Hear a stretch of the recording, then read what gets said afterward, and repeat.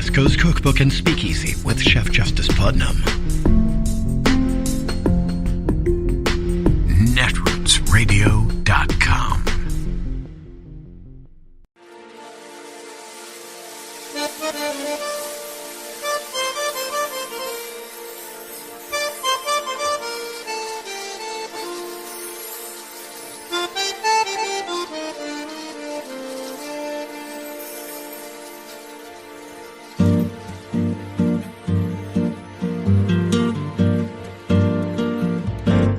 Je voudrais du soleil vert, des dentelles et des théières, des photos de bord de mer, dans mon jardin d'hiver. Je voudrais de la lumière, comme en Nouvelle-Angleterre. Je veux changer d'atmosphère, dans mon jardin d'hiver. Ma fleur sous la pluie de novembre, tes mains qui courent, je n'en peux plus de t'attendre. Les années passent, il est loin, là je tombe. Nul ne peut nous entendre. Je voudrais du Fred Astaire, revoir un latte. On January 6th, then President Donald Trump got a frantic call from House Republican leader Kevin McCarthy. At the time, the mob was reportedly breaking into his office through the windows, and McCarthy begged Trump to stop them from overrunning the Capitol.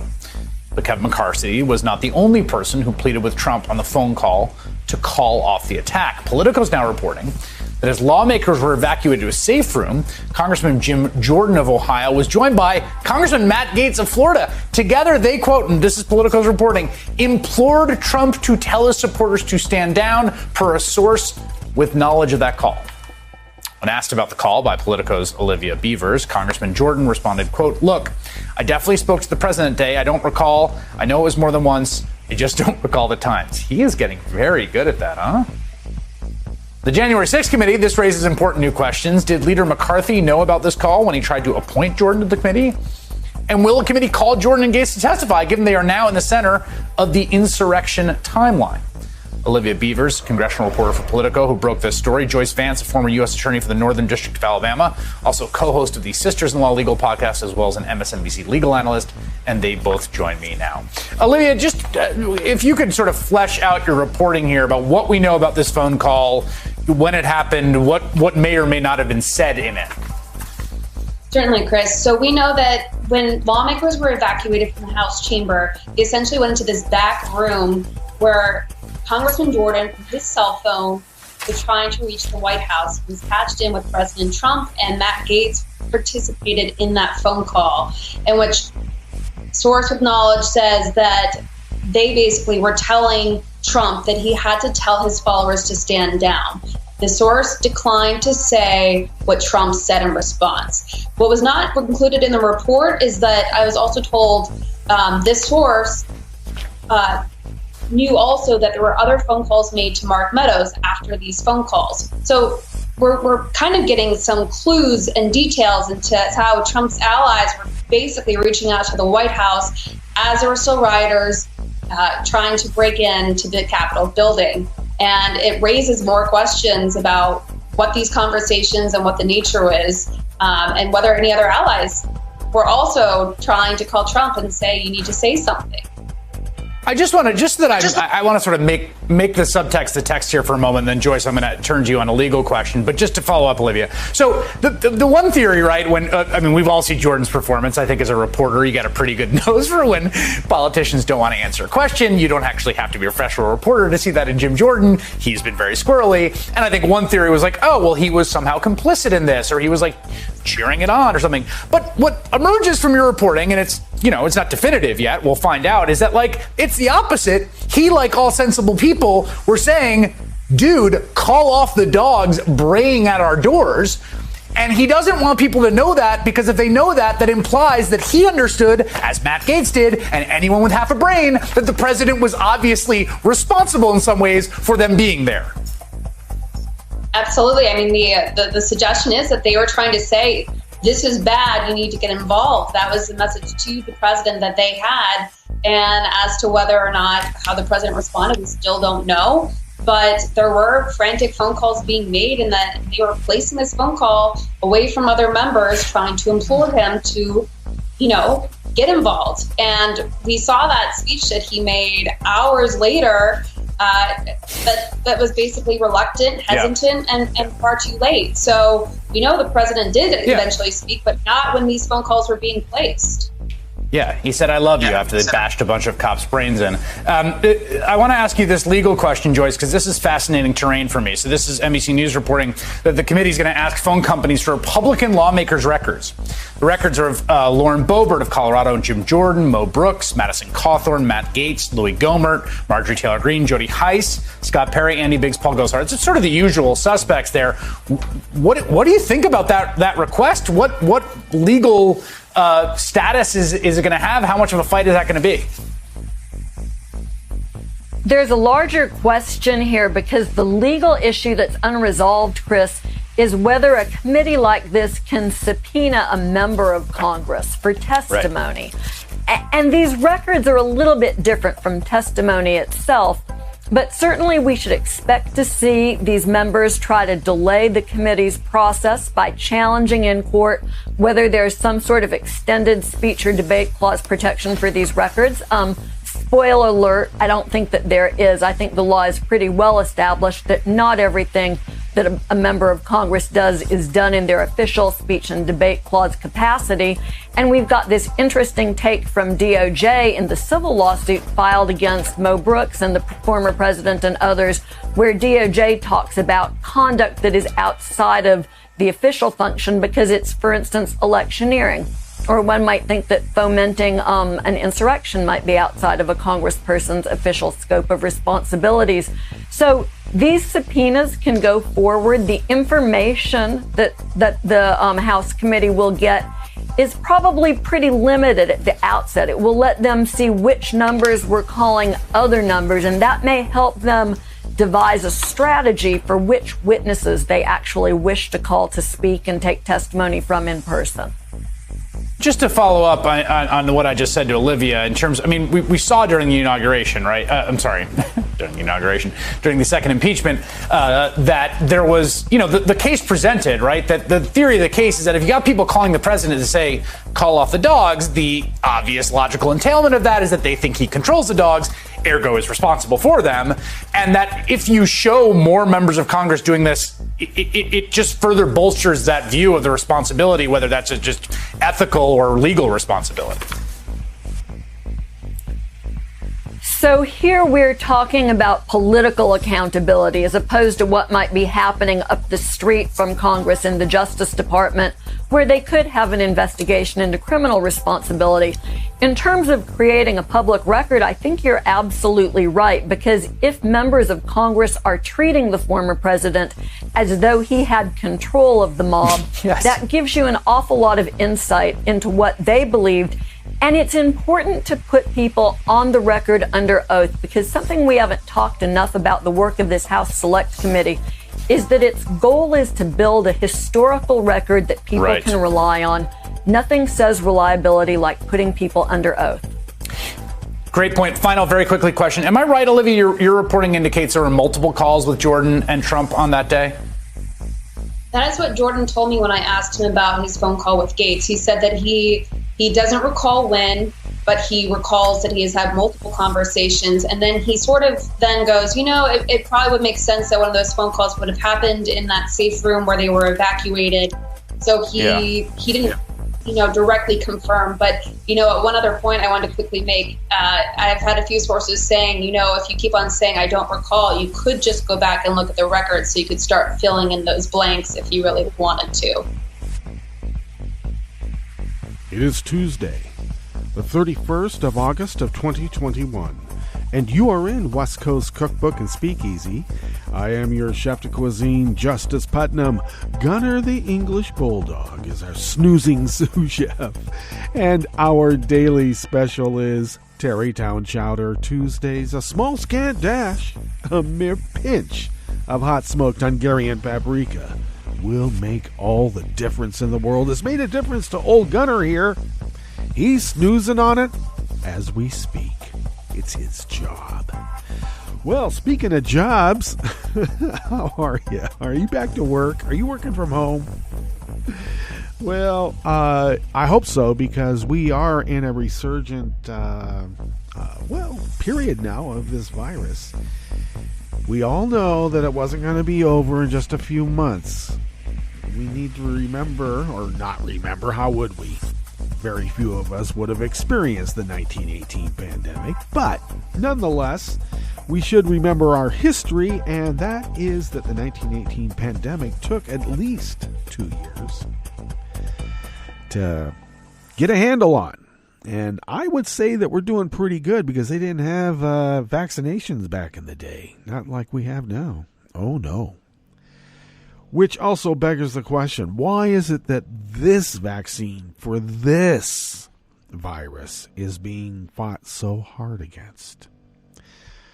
Why is it that we heard in the beginning, oh, just let everybody get it, it'll be herd immunity here, step into these showers. Don't worry, clean air in there.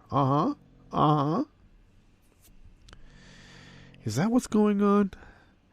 Because did they let a monster get out of the test tube? Of course they did.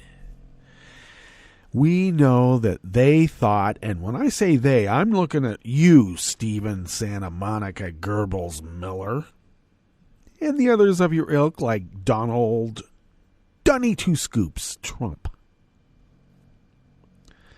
They thought it was only going to kill black and brown people, and maybe a few liberal friends who happen to be white. Kill them too. They'll be close. It's only going to kill them. It's not going to kill us. That's what they bantered about, or bandied about. Jeez. And now we're supposed to pretend that didn't happen? Well, we're learning a lot more about what did happen. I mean, at the top there, about those new details about Matt Gaetz and Jimbo Jordan's phone call to Trump. Now, some whiners whining, please, don't let him kill us, please. See, they let a monster out of the test tube, storm the Capitol. They didn't care who they're going to kill, as long as it was somebody in front of them that they didn't recognize. Will they recognize Matt Gaetz? I don't know. Maybe. He looks like Max Headroom. Kind of a noticeable personage. Yes, I'll get it out. It's in the morning here. So, I doubt that. A mob is a mob. It starts churning. They killed their own. They trampled their own. Getting up steps, that poor woman. Now, yeah, I know I could say that, well, she chose to be there, so she deserved what she got. I don't know. Does anybody deserve any of it? Well, we do know that in spite of their whining, and Matt Gaetz and Madison Cawthorn, that little brown shirt Trumpenjungen. God, the guy. Anyway, they want to make heroes out of the insurrectionists. What does it make them? I want to find out about the phone calls to Trump about saying, yeah, Nancy went over to that room. I know that Berbert tried her hardest by, announcing where people were during the insurrection when she was on the floor of the House. Nancy's left the room. Get to the tunnels. Boy. But I want to know about those phone calls from others. It wasn't just, McCarthy saying, please don't let him kill me. And you know what Trump said, what's purported to have been said, is that, hey, you're not as loyal as the people coming to kill you, Mike. So, I'd still like to hear those phone calls. Not the ones, the phone call saying, hey, here, come up these steps, come up through this tunnel, go out through that tunnel. Those are the ones that I'd really like to hear. And I'd also like to know if my suspicions that Marjorie Taylor Greene was the one who planted the pipe bombs at the DNC and the RNC, there, right there in D.C. Yeah, it almost rhymes. If my suspicions is correct, I don't know. Look at the way she walks. Look at the way the bomber walks. When you see the videos, the security videos, they've stitched some together where they followed this person for quite a ways. So, I wonder. I just wonder. It looks somewhat like a feminine gait, but I don't know. Sort of in between, like someone's been lifting weights for a while. Huh, Marjorie? Huh? So we'll see. But I have my suspicions, and I bet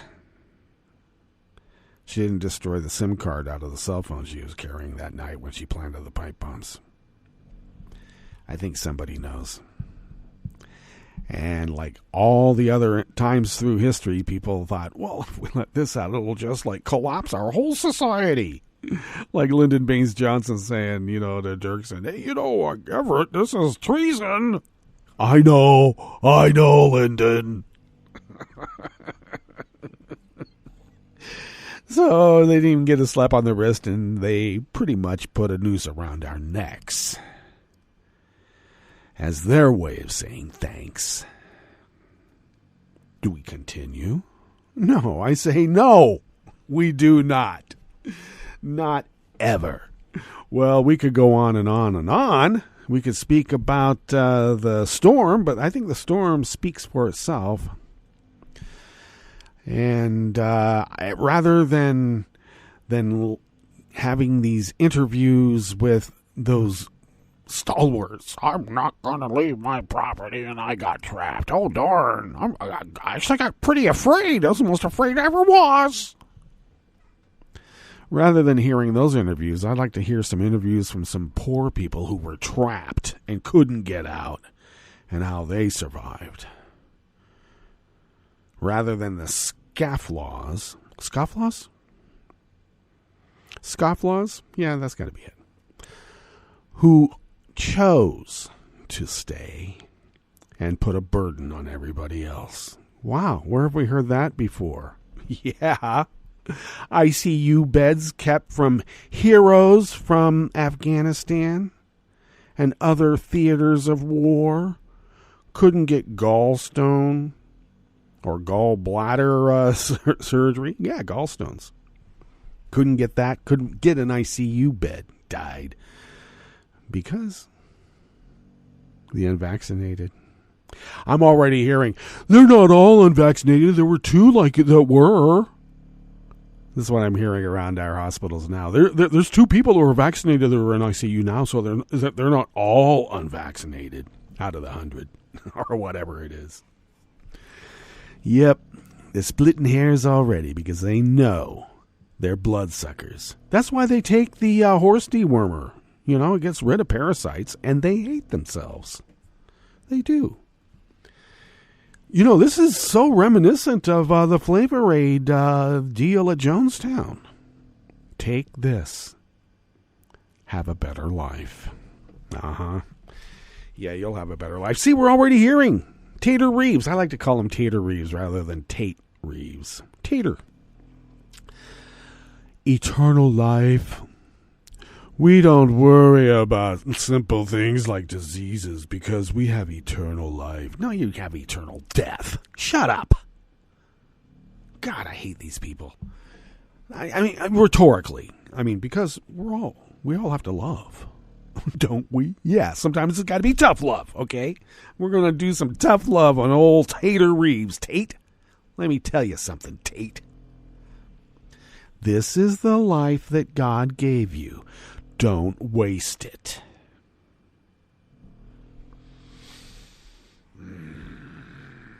Trust me, you're not going to be able to do it as some little speck of bacteria on a little speck of rock floating around in space, hoping to have panspermia some world somewhere. Takes a while. We're lucky to be here. Don't waste it, Tater. Okay, enough of that sermonizing. What's on the rest of the menu here in the curated part of West Coast Cookbook and Speakeasy? Well, as we start off in the Bistro Cafe, Montana State University received a $101 million donation for its nursing school. The Colorado Secretary of State sued to remove a county election clerk who is accused of allowing a security breach of voting equipment that the FBI also is investigating. Fancy that.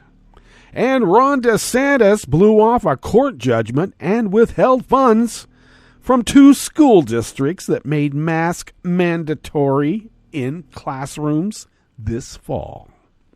After the break, we move to the chef's table, where a Guatemalan judge ordered 2 high-ranking ex-generals to stand trial on genocide charges from 4 decades ago. And Poland's Constitutional Tribunal is set to rule on whether the country's constitution or European Union treaties take precedence. All that and more on West Coast Cookbook and Speakeasy. Bon appetit.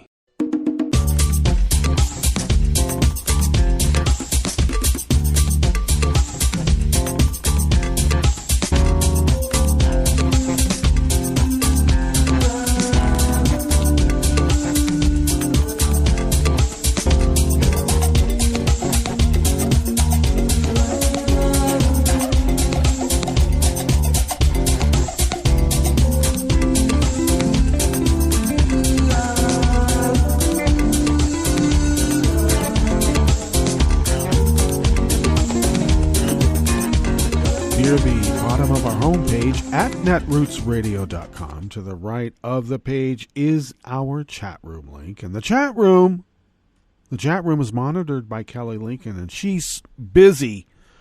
So she does that, and we thank her for doing so and everything else that she does. Thank you, Kelly.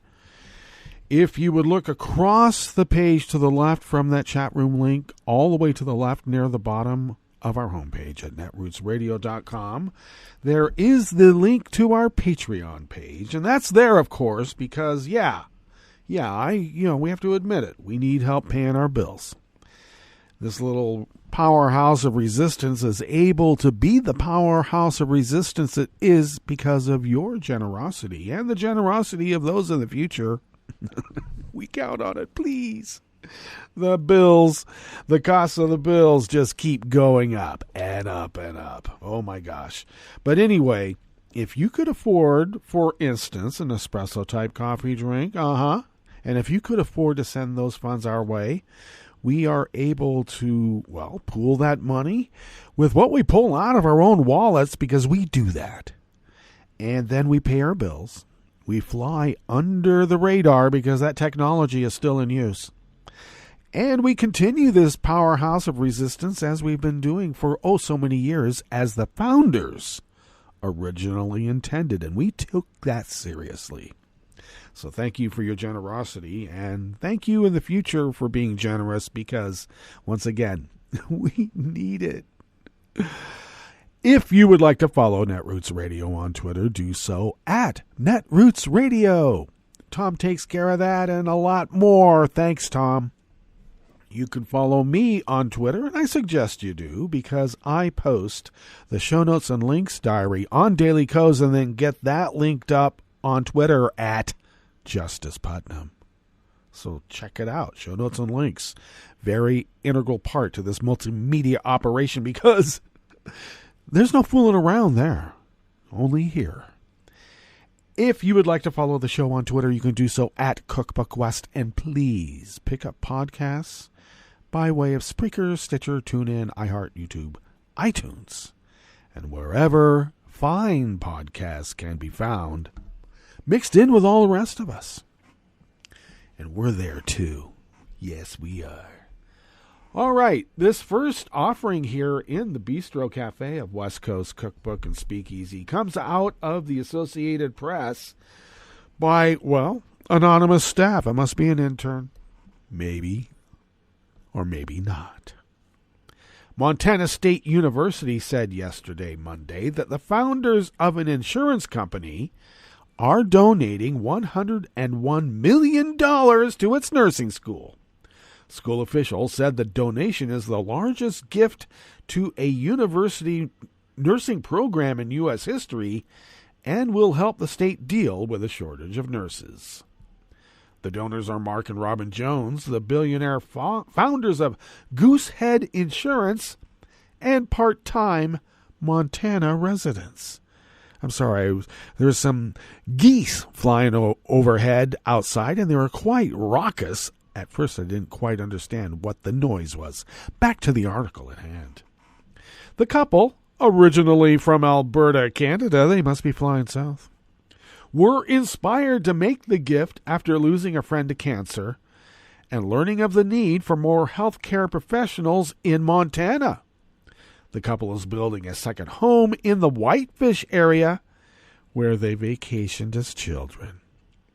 This is a significant moment for MSU, as we estimate we will now be able to meet the state's projected shortfall in baccalaureate-level registered nurses by 2030, MSU College of Nursing Dean Sarah Shannon said.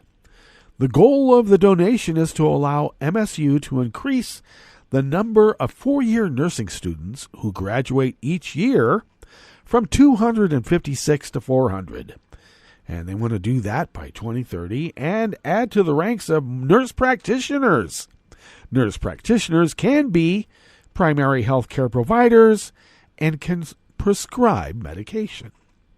Montana State plans to build new school buildings and labs at MSU College of Nursing campuses in Bozeman, Billings, Great Falls, Kalispell, and Missoula over the next 9 years. The donation will also fund scholarships and an endowment to increase pay for 5 professors. It is hard to put into words how moved and excited all of us are at Montana State University by the generosity of the Joneses, who are helping to address some of the more critical healthcare disparity issues in Montana, particularly in the state's rural areas. MSU President Wade Cruzado said in a statement. Forbes has calculated the Joneses' net worth at $2.9 billion. Westlake, Texas-based Goosehead Insurance sells auto, home, and life insurance.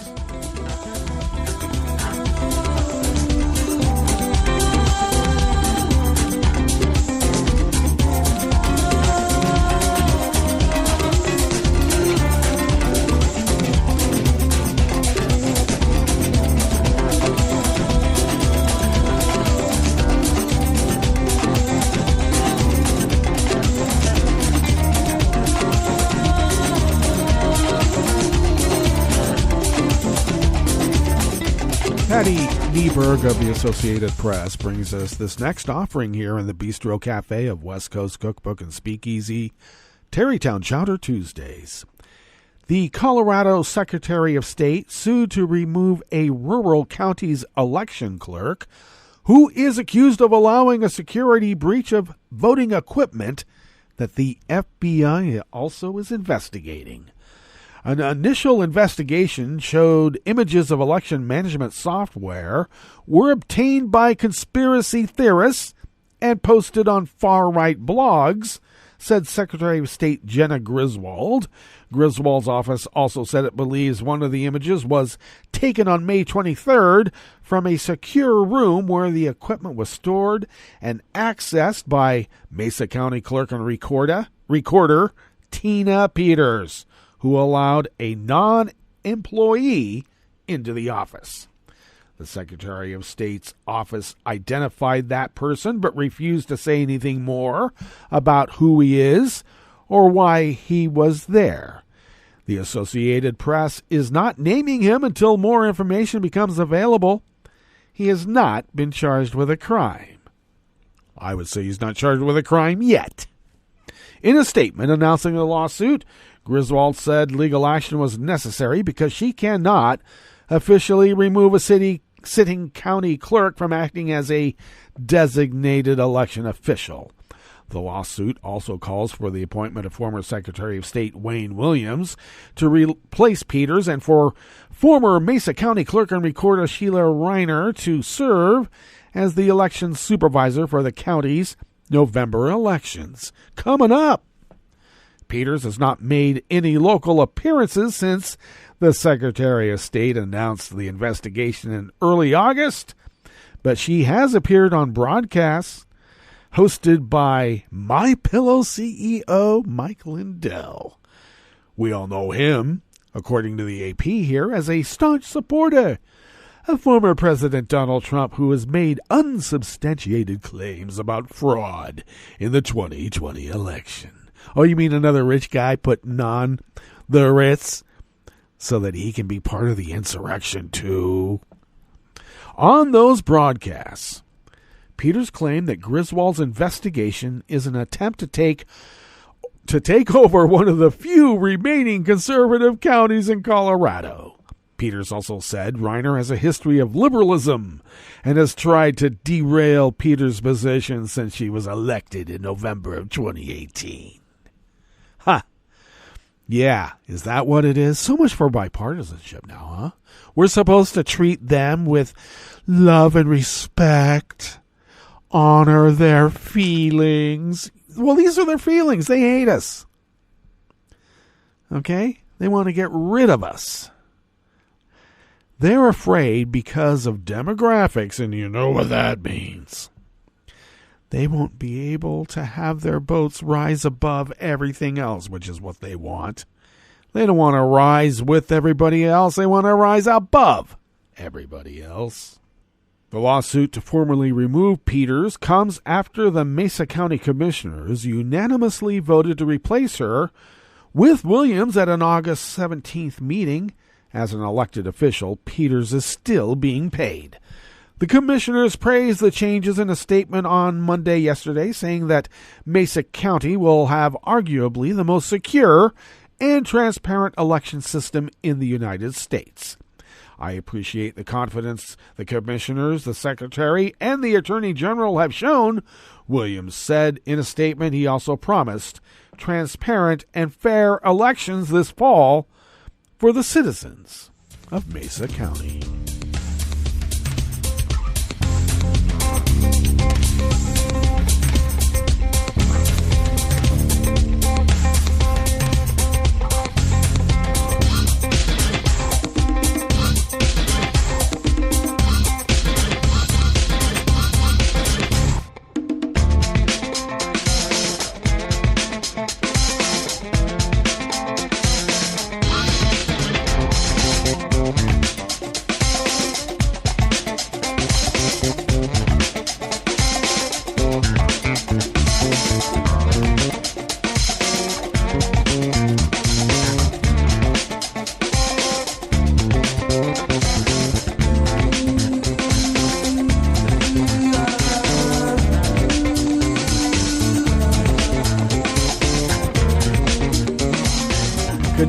Singh of Reuters brings us this final offering here in the Bistro Cafe of West Coast Cookbook and Speakeasy.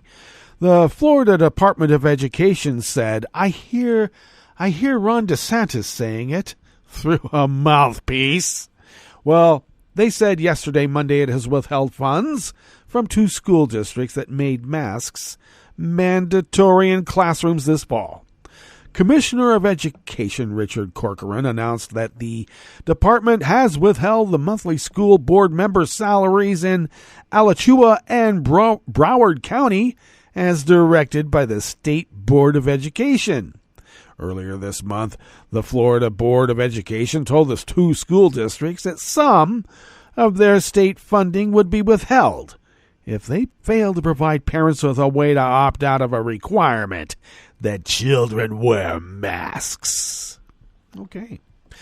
A Florida state judge on Friday ruled that the state had no authority to enforce an order by DeSantis banning public school districts from requiring masks in classrooms and barring his admission from withholding funds over mask mandates. And DeSantis said, F you. Judges and laws? We don't need no judges and laws. I am the judge, and I make the law. Is that how he speaks? Well, for today he does. School boards in Broward and Alachua counties have mandated masks in schools in defiance of an executive order issued last month by DeSantis that barred local officials from imposing mask mandates. Each district has implemented a mandatory face mask policy that violates parental rights by not allowing a parent or legal guardian to opt out their child, the statement said, adding that the penalties will continue until the school boards comply. Florida is one of several states where Republican governors have sought to prevent local governments and school districts from mandating masks. You know, you can measure how high the skirt is up the knee. You just can't wear a mask. These governors have said that such rules infringe on personal liberty.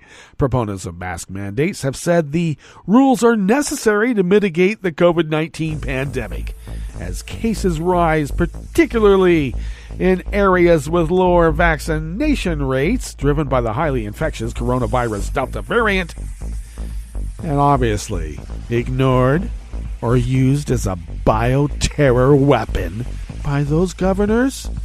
The mind reels when considering such, All right, let's get to our break, And when we get back from that break, we will go through weather from around the world, and we will finish up with the stories that we've curated for you today.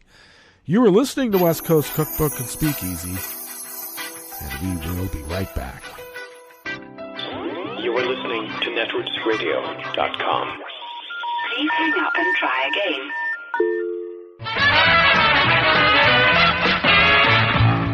From a point at sea to the circles of your mind, a new force is at work for planetary transformation. New radio for a new Earth.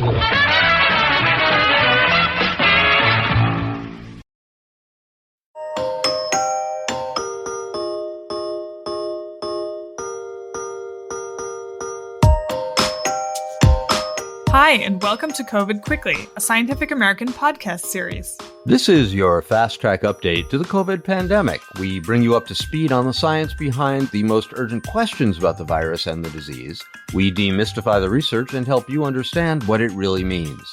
I'm Tanya Lewis. I'm Josh Fishman. And we're Scientific American's senior health editors. Today we're going to talk about the FDA approval of the Pfizer vaccine. Whether new reports of breakthrough infections mean vaccines are losing power. And what you need to know about vaccine booster shots. This week, the Food and Drug Administration granted full approval to the Pfizer vaccine for people ages 16 and older. That moves the shot past its initial emergency use status and makes it like any approved drug or vaccine. Will this solid endorsement affect vaccination rates, Tanya? It could affect them in a couple of ways.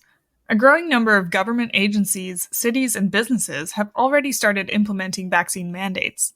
For example, the U.S. military instituted a mandate for all active duty service members.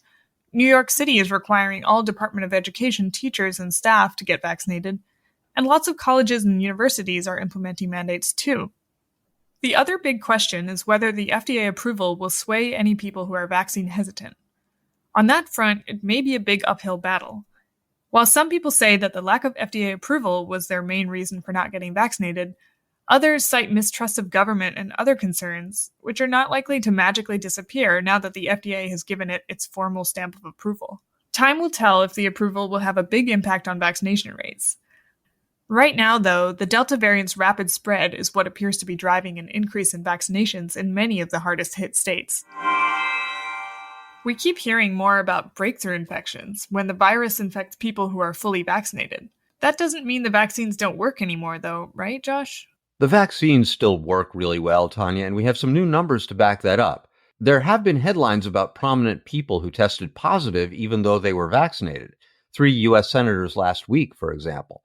And when these stories appear in such a cluster, it gives the impression that vaccines are losing protective power. The real story, however, is different. These vaccines never gave perfect protection. Even in clinical trials, for instance, Pfizer reported 8 vaccinated people got infected out of about 20,000 people who got the shots. But 162 people in the unvaccinated trial group got the disease. And that's a lot more. With the highly transmissible Delta variant that's dominating new cases now, these numbers have changed a bit, but the pattern of good vaccine protection still holds. This week, the CDC reported on 43,000 infections in Los Angeles County between May and the end of July. About 70% of them were in unvaccinated people. About 25% were in fully vaccinated folks. So while that's more infections than we saw in the clinical trials, vaccinated people were still almost 3 times more likely to repel the virus than were people without the vaccine. When it came to people who got sick enough to need a hospital and intensive care, the power of the vaccines was clear. 7.5% of the unvaccinated had to be hospitalized. That was true of about 3% of the vaccinated people. So the vaccines are twice as likely to keep you out of the hospital and hold the virus to just a mild illness.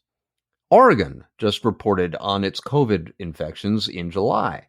81% were in unvaccinated people, so that makes 19% of them in breakthrough cases. Again, a big advantage for vaccines. That's also true for the most serious consequences of COVID. 42 of Oregon's 55 deaths were in people who did not get vaccinated. The U.S. has now vaccinated nearly 172 million people. The virus has now spread much more widely through the country. Both of these trends are going to run into one another more often, and that means more vaccinated people will get infected. But clearly, a lot fewer of them will get the virus than unvaccinated people. Even more clearly, the vaccine will keep the huge majority of them from getting seriously ill. And really, that's what any vaccine is supposed to do. The big debate now is about COVID booster shots. The Biden administration said it plans to offer boosters to all eligible Americans 8 months after their second shot of an mRNA vaccine. Are these needed, and needed by whom? Those are important questions, and we don't have all the answers yet. What we do know is that some data from Israel, as well as the CDC's own studies in the US, suggest that vaccinated people may be more susceptible to mild or moderate infections now than previously. This may be the result of waning immunity over time, the effect of the Delta variant, or some combination of the two. The good news, though, is that the vaccines still appear to provide excellent protection against severe disease and death, as you mentioned. The vast majority of people hospitalized for COVID right now are unvaccinated. As for who needs boosters, I spoke with some experts for a story earlier this week, including Celine Gounder of NYU and Shane Crotty of the La Jolla Institute of Immunology. They said it was clear that people who are immunocompromised or the very elderly, especially those living in nursing homes, may benefit from an additional dose of the vaccines. But there's not much evidence yet that healthy people will need a booster anytime soon. Both Gounder and Crotty agreed that the bigger focus right now should be on getting unvaccinated people their first and second shots, because the benefits of doing so far outweigh the benefits of giving a subset of people booster shots. Vaccinating the rest of the country and the world is really the key to ending this pandemic.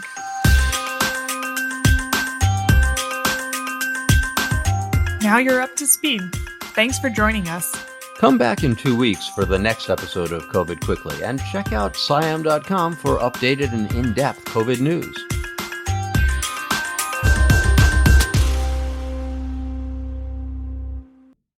This is an important message from the U.S. Department of Health and Human Services. After a storm or disaster, it's important to eat only safe food. Throw away perishables like meat, poultry, fish, eggs, and leftovers stored above 40 degrees Fahrenheit for 2 hours or more. Throw away food with an unusual odor, color, or texture. Throw away food that may have come in contact with floodwater, including food in swollen, punctured, and damaged cans. When in doubt, throw it out. Hi, it's Tom. Could we humbly suggest your donation to netrootsradio.com? All we've got to run this 24-hour powerhouse of progressive resistance radio is what comes out of our own wallets. And you are our biggest donor. And it doesn't take much, $3, $5. Just go to the bottom of our netrootsradio.com page and hit our secure donate button. Heck, you can even make a recurring contribution. So donate what you'd like at the bottom of our netrootsradio.com's homepage. Because you are our biggest donor. netrootsradio.com. Together, we are Resistance Radio.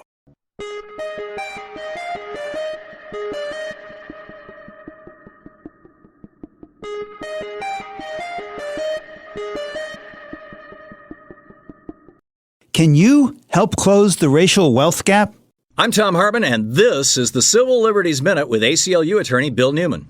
Consider these facts. Since 2013, more than 11,000 and counting bank branches have been shuttered across the country, disproportionately in black and brown neighborhoods. Those closings leave those communities at the mercy of predatory payday lenders and check-cashing services. We're talking serious money. Half of black Americans over the course of a working lifetime will lose over $80,000 because of the unavailability of basic banking services. There is a solution. Between 1910 and 1967, the U.S. Post Office offered banking in various forms across the country, including basic bank accounts. That service ended due significantly to the lobbying efforts of the payday lending industry. Postal services in 183 other countries offer these services, and the U.S. Post Office could probably do it too. Remember, the U.S. Postal Service already has a branch in every zip code. Postal banking, a basic bank account with check cashing, can become a reality again. Indeed, the Postal Service Board of Governors is considering just such a pilot program. And you can help by sending the Board of Governors an email in support of this project. Yes, you can help make this country fairer and more just. The Civil Liberties Minute is made possible by the ACLU because democracy and advocacy begin with you, and freedom can't defend itself. Corporate bosses across America have been sputtering in outrage at you working stiffs this summer, spewing expletives about the fact that while the U.S. economy has been coming back, you haven't. Labor shortage, they squeal, lazily accusing the workforce of mass laziness. They charge insultingly that millions of workers got used to laying around during the pandemic, noting that there is now an abundance of jobs open for everything from restaurant workers to nurses. The bosses and their political dogs bark that you people need to get back in the old harness and start pulling again. Adding a nasty bite to their bark, several GOP governors cut off unemployment benefits to people, hoping to force them to work. Other businesses have proffered signing bonuses, free dinner coupons, and other lures, while such notoriously mingy outfits as McDonald's and Walmart have even upped their wage scale in an effort to draw workers. Yet, no go. In fact, to the astonishment of the economic elite, the employment flow this year is going the other way. Record numbers of current workers in all sorts of jobs in every section of the country are voluntarily walking away. There's even an official economic measurement of this phenomena called the quits rate, and it is surging beyond anything our economy has experienced in modern history. In April, 4 million workers quit. In May, another 3.6 million left, and in June, 3.9 million said adios. The quits are so unexpected and so widespread that pundits have started dubbing this year the Great Resignation. This is Jim Hightower saying, what's wrong with people? Why are such staggering numbers of Americans failing to do their jobs? But wait, maybe that's the wrong question.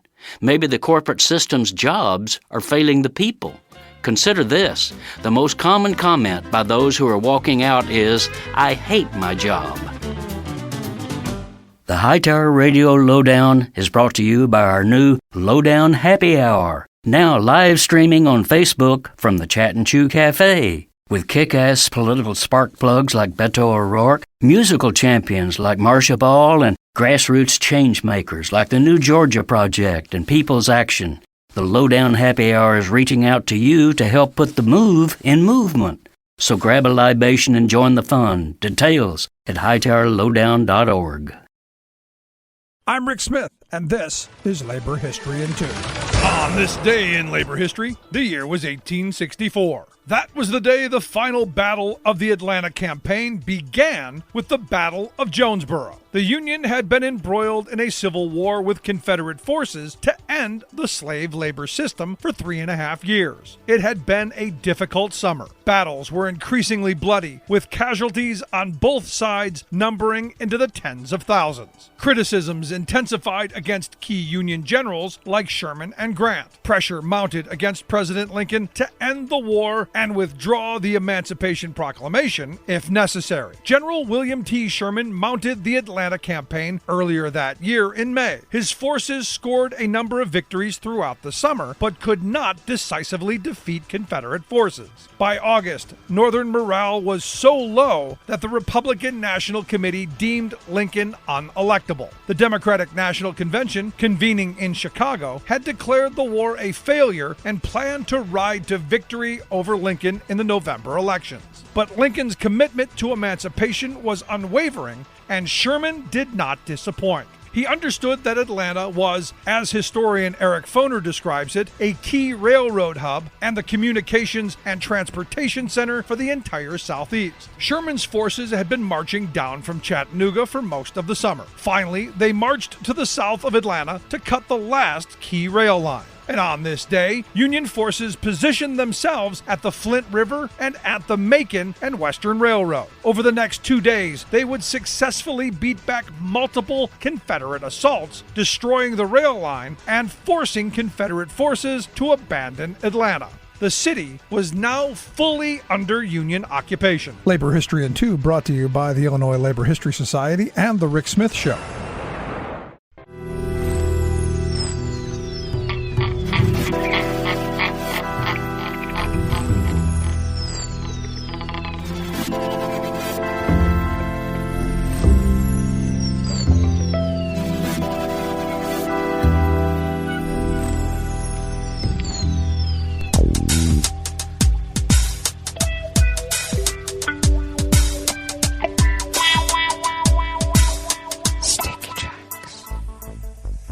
Thank you for accompanying us here to the chef's table at West Coast Cookbook and Speakeasy. Tarrytown Chowder Tuesdays. We always begin weather from around the world along the banks of the Rogue River and the Rogue River Valley of Southern Oregon, on the west coast of the continental United States of America, where cooler nights have been the prevailing weather pattern the last few nights, and we like it. We should have abundant sunshine today. We are currently at 54 degrees Fahrenheit, expecting a high of about 81, a little cooler than yesterday. Winds out of the north-northwest at 5 to 10 miles per hour. Clear skies overnight with lows in the low 50s. Winds out of the north-northwest at 5 to 10 miles per hour. Mainly sunny tomorrow with highs about 83. Winds will remain out of the north-northwest at 5 to 10 miles per hour. Confirmed cases of coronavirus in Jackson County in the southern part of Oregon continue to spike. We now stand at 182,028 infections, and our deceased have now been confirmed at 202. We keep going up. Grass pollen is rated as none right outside the window here at Rogue River proper. The air quality index is moderate at 59 parts per million. We remain in an air quality warning due to the wildfire smoke hovering nearby. The daytime UV index is high at 7. Barometric pressure is rising at 29.95 inches. Visibility is up to 9 miles, and relative humidity is at 90%. Weather from around the world is brought to you by a crowd of crowdsourced weather stations that a crowd crowdsources from around the world. London is 65 and cloudy. Paris is 74 and partly cloudy. Rome is 81 and fair. Kyiv, do we still call it Kyiv or is it back to Kiev? We'll keep calling it Kyiv for now. Kyiv is 71 and fair. Kabul is 71 and partly cloudy. Are we still going to continue with the weather reports in Kabul since we bugged out? Maybe we will. Kabul is 71 and partly cloudy. Hong Kong is 77 and partly cloudy. Tokyo is 72 with heavy rain. Sydney, Australia is 57 and clear. San Francisco, California is 56 and partly cloudy with a fog advisory and smoke. And New York is 80 degrees Fahrenheit, sunny, but it looks like you might have remnants of a hurricane called Ida coming your way. It's already there. And that is weather from around the world, brought to you by a crowd of crowdsourced weather stations that a crowd crowdsources from around the world.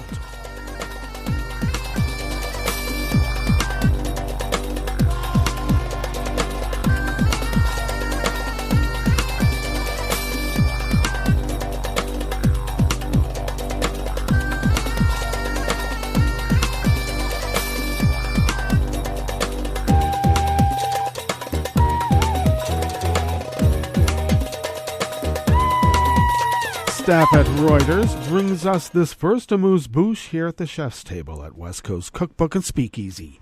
A Guatemalan judge ordered 2 high-ranking ex-generals to stand trial on genocide charges from 4 decades ago as the Central American country grapples with past massacres of mostly indigenous people during a brutal civil war.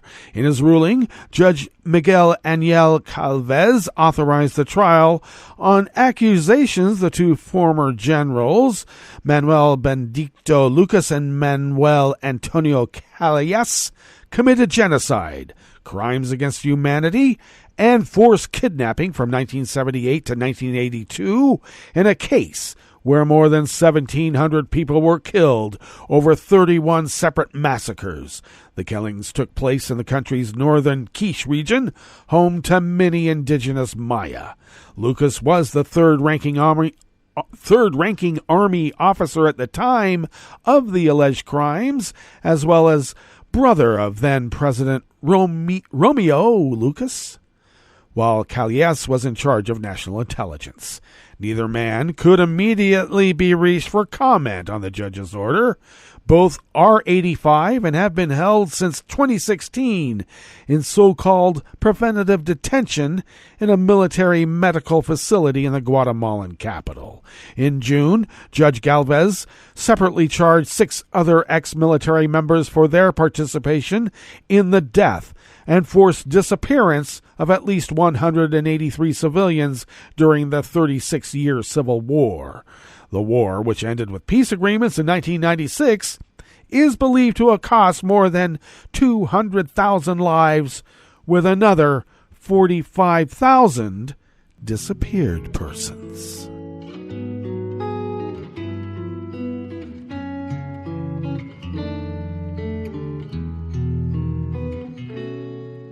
Je te donne ce mon amour pour la vie entière, la promesse de me trouver à tes genoux. Aussitôt que tu m'appelles, rester toujours fidèle, c'est tout, c'est tout. Je te donne tous mes printemps, mes étés de mer, mes automnes quand les feuilles tombent partout. Si ce n'est pas une bonne affaire, je te donne tous mes hivers. Anna Volozar-Zemsuk and Sarah Moreland of Reuters brings us this final amuse-bouche here at the chef's table at West Coast Cookbook and Speakeasy. Poland's Constitutional Tribunal again postponed a planned ruling on whether the country's constitution or European Union treaties take precedence, a verdict that could call into question the bloc's legal order. Proceedings originally set for July were adjourned until September 22nd. The catalyst for the sitting had been a long-running dispute with the EU over changes to the court system in Poland. Brussels is angered by what it sees as attempts to undermine the independence of the judiciary. Warsaw accuses Brussels of unjustified meddling in its internal affairs. Well, welcome to the EU. And that brings us to the end of our broadcast period for the day. But you do know Netroots Radio broadcasts on, and we'll meet up tomorrow for Smothered Benedict Wednesdays. So do stay tuned to Netroots Radio all day and all night for all the breaking news as it breaks. And we'll meet up here tomorrow, right here in West Coast Cookbook and Speakeasy. Bon appetit.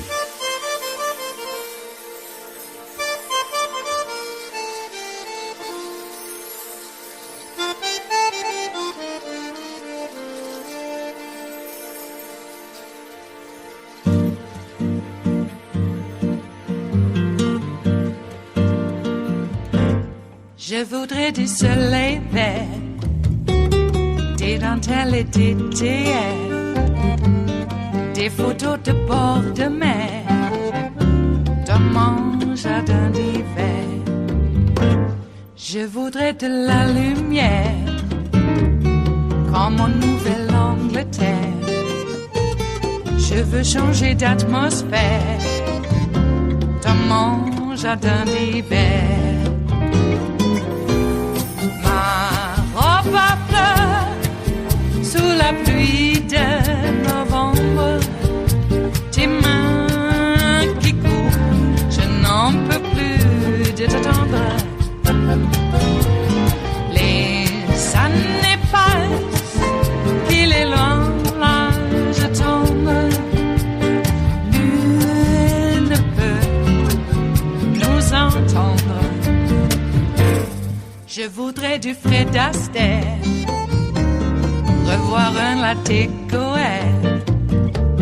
Je voudrais toujours te plaire dans mon jardin d'hiver.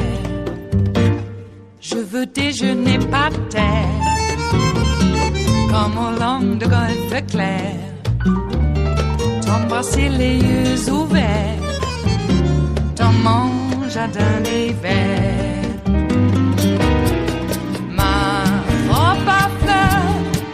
Sous la pluie de novembre, tes mains qui courent, je n'en peux plus de t'attendre.